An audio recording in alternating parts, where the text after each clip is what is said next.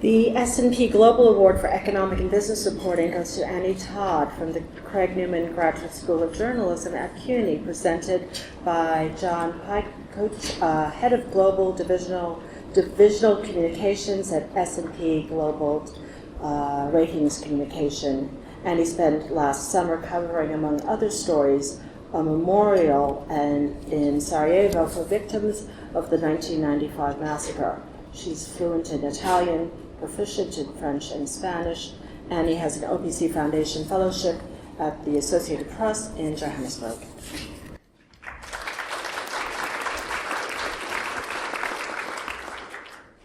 Last summer, I was living in Sarajevo, Bosnia during my internship.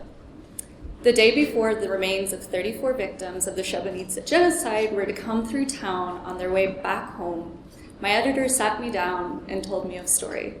Years ago, when she was covering one of the largest remains memorials, she came across a little boy standing in a grave. She looks down at him. "What are you doing? Where's your mother?" she asked. He looks up at her and he says, "My mother's burying my father. I have to be here to receive the casket of my brother."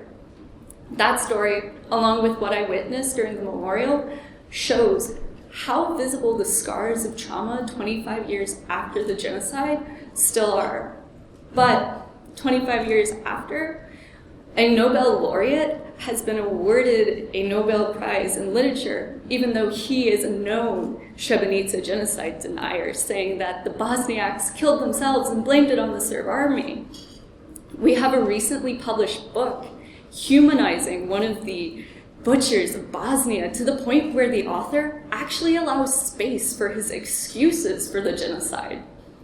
As journalists, we can't allow that to happen. We can't allow space for war criminals and genocide deniers in this world. Because for the families of the 1,000 men and boys that are still missing that have not been returned to Srebrenica, we offer them no closure.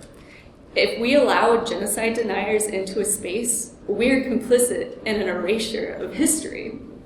As a journalist, I want to continue to hold these people to account in order to allow the victims to have their space, to grieve, and to be able to show the scars that are still truly visible years after the horrors that they witnessed.